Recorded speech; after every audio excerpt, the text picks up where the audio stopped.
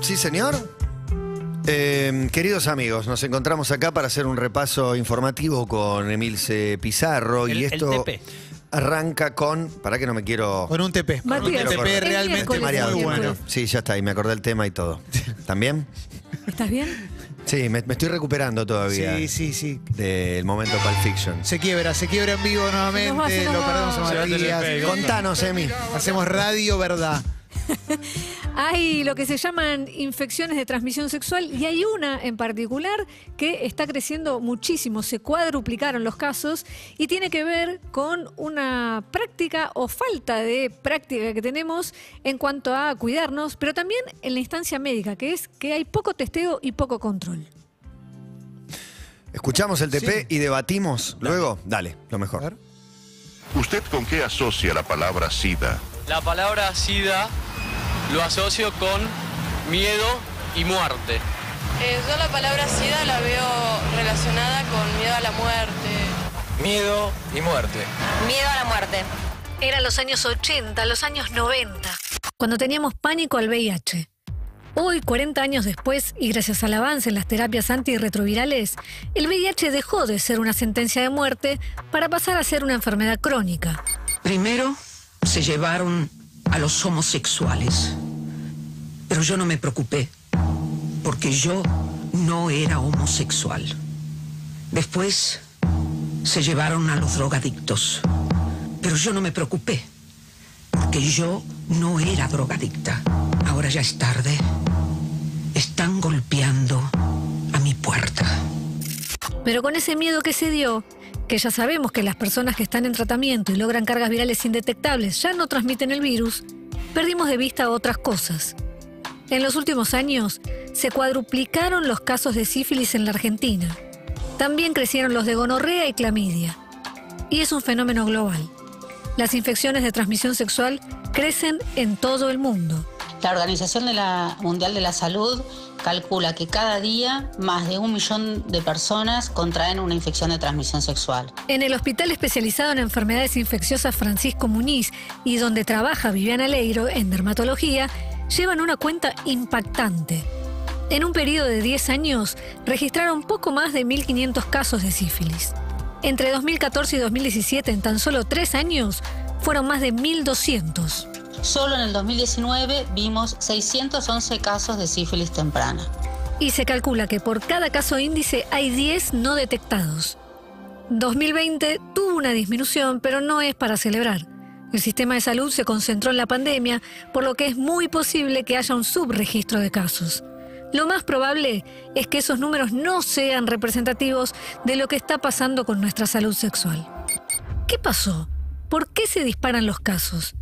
Lo responde Luciana Spadaccini, médica e investigadora de Fundación Huésped. Un inicio más temprano de las relaciones sexuales, muchas veces asociado a usos de drogas facilitadoras de la actividad sexual como popper o éxtasis, y también la mejoría del pronóstico de las personas que viven con VIH. Los menores de 30 y los mayores de 50 prácticamente no usan preservativo. Los menores de 30 un poco porque no vivieron la peor etapa del VIH, SIDA, y los mayores porque en realidad nunca lo usaron y ahora cuesta adaptarse. La mayoría de los casos es de gente muy joven. Casi la mitad de los casos registrados en mujeres y el 41% de los casos en hombres se dan en menores de 24 años, o sea, es gente joven. Yo he tenido pacientes muy chicos, de 13 años, con sífilis adquirida, y también he tenido pacientes de más de 80. ¿Vos sabés ponerte un preservativo? ¿Sabés usarlo? Sí. ¿Ah, sí? Sí, hubo una clase especial en el colegio. Me llamo Pablo y cuando tenía 22 años me contagié sífilis. Fue la primera vez en mi vida que tuve una infección de transmisión sexual. El síntoma fue en la piel. Me broté en todo mi cuerpo. El dermatólogo lo diagnosticó de inmediato. Tras 3 inyecciones de penicilina fácilmente se fue. La sífilis es producida por una bacteria que se llama Treponema pallidum. Se transmite por vía sexual y también de la mamá al bebé. Tiene varios estadios. En general, la sífilis cuando entra al cuerpo lo hace a través de una lesión que se llama chancro, que es como una úlcera que no duele y que está en el sitio que en general estuvo en contacto con la bacteria. El chancro puede estar en zona genital, en zona anal o en la boca o en cualquier otro sitio extragenital que haya sido la puerta de entrada. Por ejemplo, puede ser un dedo, una mama o el abdomen. Pero también puede pasar que no lo veas, que esté oculto. Por ejemplo, si se localiza en el cuello del útero. O en el recto o en la faringe. Esta bacteria produce muchas lesiones en las mucosas que son sumamente contagiosas, especialmente a través del sexo oral. Cuando ya pasó la etapa secundaria, ahí aparecen erupciones en la piel, pueden ser lesiones tipo como una urticaria. En este periodo el paciente también presenta síntomas sistémicos, puede presentar fiebre, cefalea, puede presentar ganglios. A Pablo lo diagnosticaron en esa instancia, ya con síntomas en la piel. Eso quiere decir que hacía ya un tiempo que se había infectado. Si la sífilis no se detecta y trata, puede haber compromiso ocular y puede llegar a una sífilis tardía con compromiso del sistema nervioso central. Ya con el diagnóstico, Pablo empezó a pensar cuándo, cómo pudo haber pasado. Y recordó una pareja sexual con la que había estado, que tenía una especie de verruga, un chancro. Su médico le recomendó contactarla. Envuelto en toda la vergüenza que esto puede conllevar, así lo hice.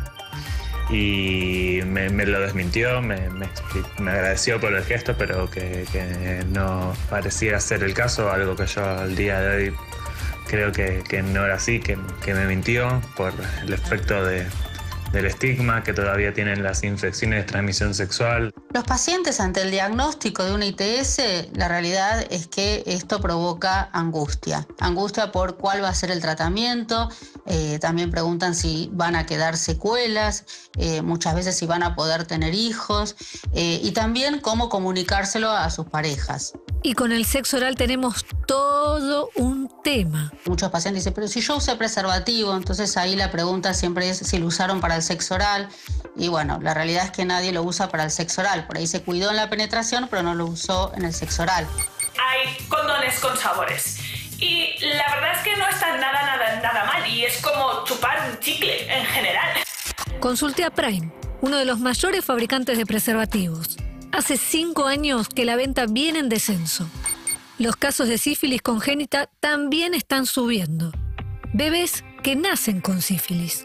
Jaime Alche lo está estudiando en el Hospital de Niños Ricardo Gutiérrez, donde dirige el servicio de parasitología. Hemos visto un aumento considerable, una duplicación y hasta 3 veces en el número de casos. Son los casos que escapan a los controles durante el embarazo o control cuando estos niños nacen en las maternidades. El riesgo es altísimo. Congénita es una enfermedad potencialmente mortal. Niños con mucha sintomatología pueden fallecer porque es un cuadro como de infección generalizada. Entonces, también pueden tener secuelas, principalmente a nivel óseo o a nivel renal. Quizás uno cree que es algo que les pasa solamente a las personas que son muy promiscuas, a los trabajadoras sexuales, a los usuarios de sustancias. Y en ese momento yo me cuidaba muchísimo. Lamentablemente hay pacientes que tardan en consultar y esto también a veces tiene que ver con la vergüenza o por el miedo a su pareja o por tener que confesar que tuvieron una relación fuera de su pareja estable. Pablo es parte de una generación cuya educación sexual se basó en el miedo. Miedo a un embarazo no deseado o a morir de SIDA. Poco y nada se hablaba del placer. En medio de todo eso, quedó la salud sexual.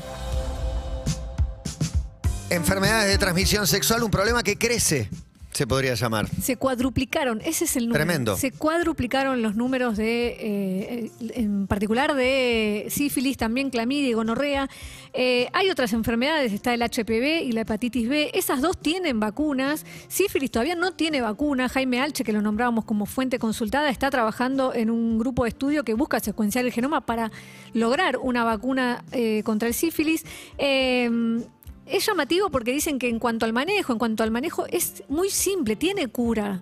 Son inyecciones de penicilina. El tema es que es silenciosa, salvo en el segundo estadio, cuando ya aparecen los brotes, las erupciones, claro, en las palmas, pero puede ser muy complicada y es muy complicada para los bebés.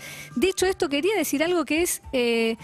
todos los años, la gran mayoría de los que pueden acceder a una prepaga o a un control, un chequeo médico, incluso en un hospital público, nos hacen análisis de sangre y no creo que haya nadie que no le controlen el colesterol, que es como fundamental y te hablan de la dieta y demás. Bueno, es sumar algo más. Pídanle a su médico que sume sífilis. Es con la misma muestra de sangre, es saber si la tenés, si la tuviste. Son inyecciones de penicilina y se terminó, no avanza. Es muy simple, pero para eso tenés que saber que lo tenés. Y si bien además hablabas del HIV como algo que obviamente ahora tiene tratamiento, también está bueno sumarlo en ese examen de sangre. Sí, es el mismo estudio de sangre, ¿no? Es curioso que en épocas de ESI y de supercomunicación hayan disparado tanto los casos, ¿no? La gente se cuida menos y atiende menos estas cosas que están en todos lados.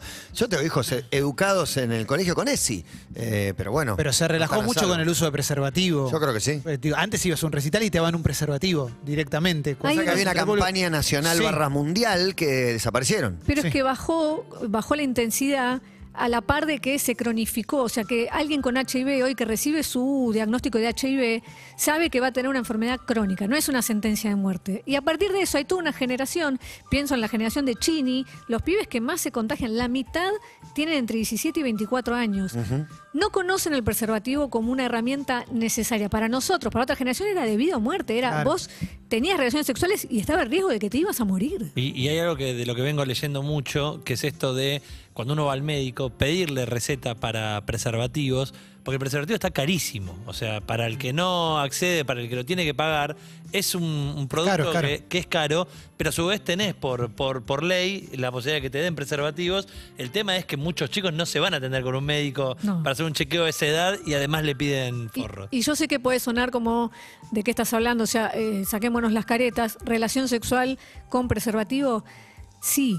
Porque realmente es alarmante la cantidad de gente que cree que solo las enfermedades, las infecciones de transmisión sexual son por la penetración. O sea, que el momento más complicado y peligroso es la penetración.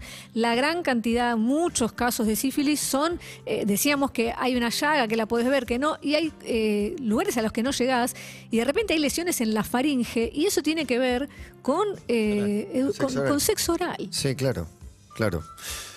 Bien.